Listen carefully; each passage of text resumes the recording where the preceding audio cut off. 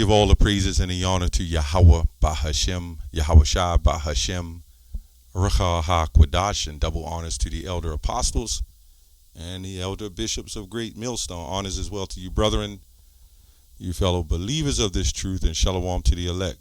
So, I've been trying to get to this video probably a couple of months, and I've seen this as a big issue with brothers in the past. This is not directed to any particular brother, but if it fits you and suits you to help you, then so be it, because I guess you'd be surprised of how many brothers don't understand budgeting and financing, right? So that's what I want to talk about a little bit, because I've witnessed a lot of brothers in the truth, in my camp, other camps, there's various situations they have issues with their finances. And it gets worse and worse and worse, right? So I want to talk about that, because there's a lot to go along with budgeting and finances. First of all, your assets, the things you first of all, number one is your roof to maintain over your head, your household. You should always have money saved. They have the thing called the rainy day fund. Jake, you should not be working paycheck to paycheck, and we know the scriptures in Haggai, you work hard and you have not enough, but you can't take that in and make an excuse and put yourself in a serious form of debt and then read the scripture and say, okay, that's the excuse why I have this kind of debt, because the Bible said so. We've woken up to the truth now. You see what I'm saying? We've woken up to the truth, and it's going to be some bumpy roads. Brothers are going to get in some financial difficulty, but you should not stay there. Learn to give things up. Learn to cut back on things, right? Me personally, I'm not with new cars.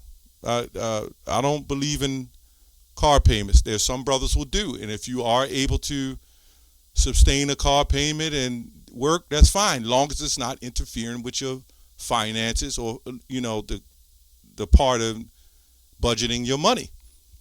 If you have a used car, you should always have a certain amount of money aside. I always say like a couple grand, because there's so many things can go wrong with your car. I know cars, so I know anything can go wrong, from your front end, ball joints, tie rods, stabilizer links, struts, bearings, wheel bearings, to your engine mechanical parts, alternators and starters, they regularly go up, right? Water pumps regularly go up, all the way to your heater core, all the way to your electrical. There's so many things, your transmission, your engine. You get the point.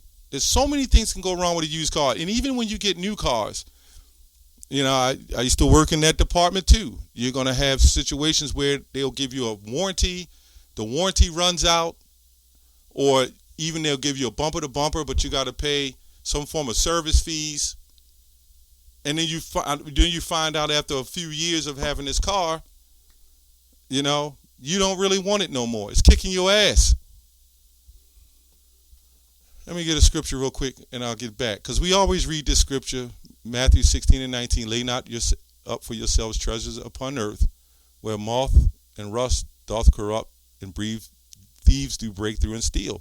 But lay up for yourselves treasures in heaven, where neither moth nor rust doth corrupt, where thieves do not break through and steal. Again, we read these scriptures and we understand that you ain't supposed to be trying to get rich in Babylon. You get your daily bread, but along with that daily bread is being able to sustain and budget and finance, just to support yourself. You don't need to be rich. You don't need to be well-to-do. But if you have a car payment, you should be able to pay the car payment. You shouldn't have an $800 a month car payment and you're not breaking $800 a week. Most places, when you rent a place or you try to get a place or whatever, they want you to make a certain amount. They ask for your pay stubs for a reason. When you go buy a car, when you go rent a house or an apartment, They need to know if you're able. It's crazy, but they have to be able to calculate if you're able to make your payments according to what you pay per month. So I believe the rule of thumb, if I can remember correctly, if you got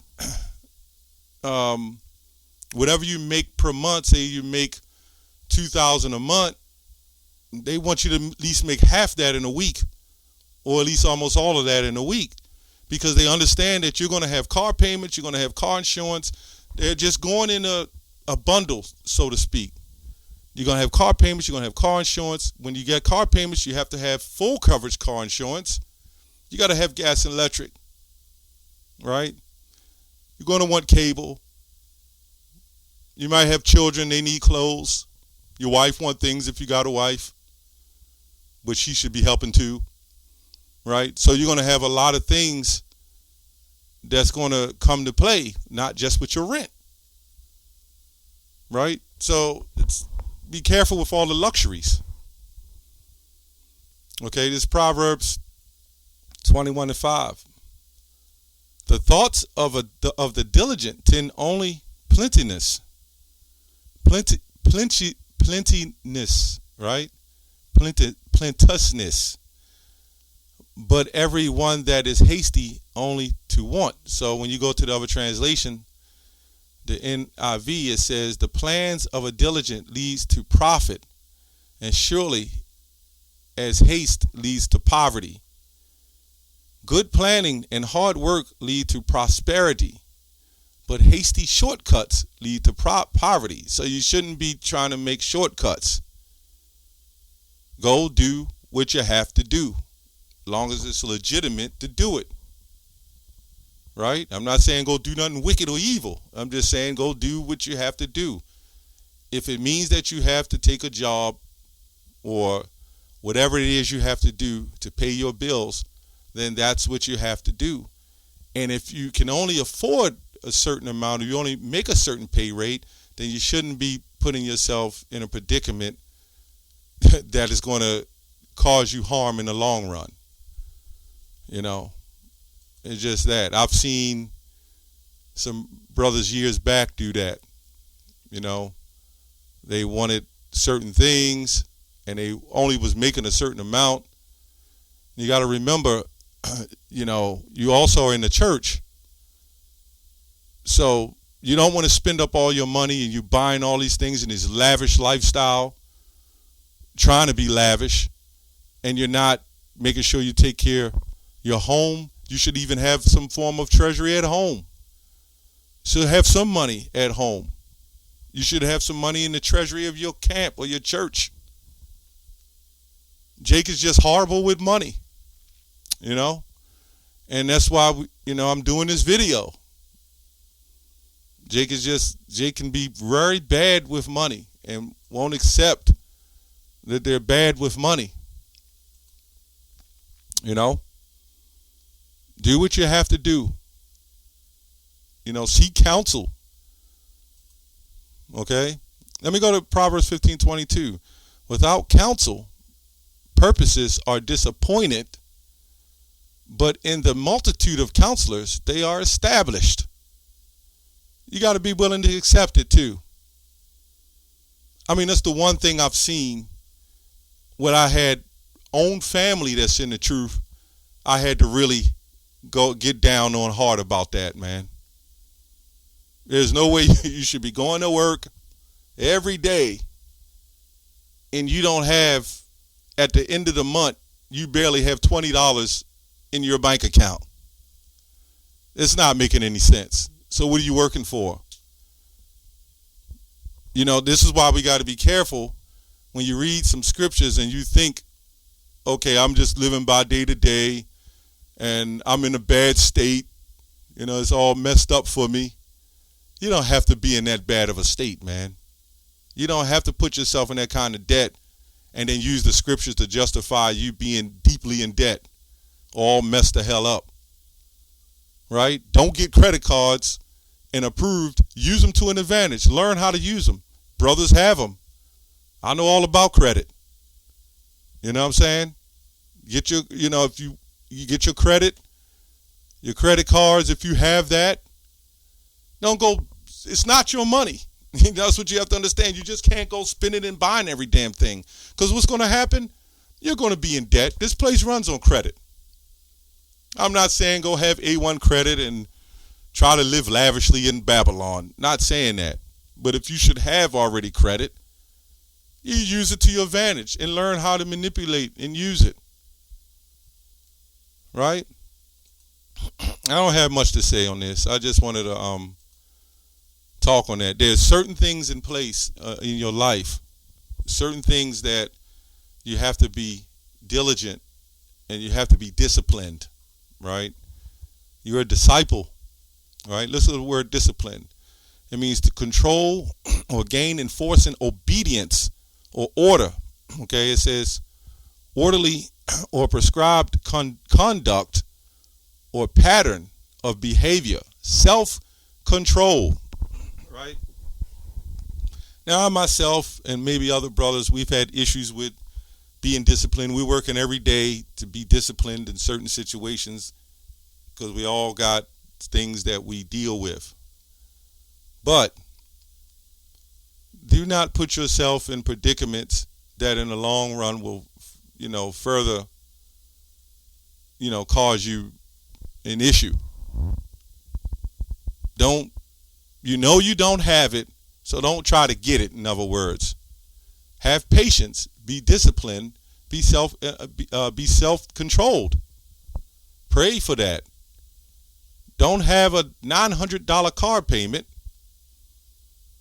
and you're barely making any money. Don't have a nice little used car, which you should. There's no problem with that. But you're not saving any money. You're going out drinking. You're going out with little hobbies and little activities. You're buying 10, 15 pair of shoes. You got to get the new cell phone, which is not necessary. But if you can afford that, yeah, you do that.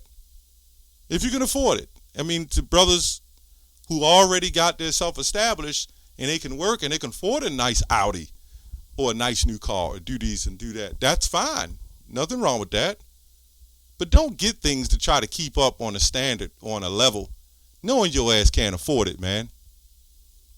And then you put yourself further in debt. And the deeper you go in debt, the harder it is to come out of that. Then you're looking for everybody else to help bail you out and take care of your situation, which you could have done yourself. Now everybody has to feel sorry.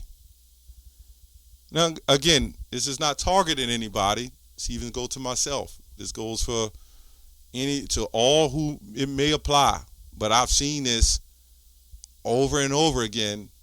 I even tell brothers in our camp, man, get your finances in order. You know what I'm saying? Budget your money. Finance. Don't go buying all kinds of crazy stuff. I know you in captivity, but damn, you should have some money if your car breaks down. You should have your money to make your car payment, your car insurance, after paying, number one, your rent or mortgage or whatever you got. The first thing on the plate to keep the roof over your head. Get food stamps, or if that's your thing, or whatever you have to do. Buy food. A lot of us, what we do is we buy these expensive, whatever it is. Some brothers in the video games, right? And they would take the little bit of money they got left and buy some cheap food. My thing is, why wouldn't you pay for your health first and make sure you're putting the most nutritious things in you than putting 20-inch rims on your car? Just saying. Doesn't make sense. Anyway, I think that's it. Because I guess that was just the point.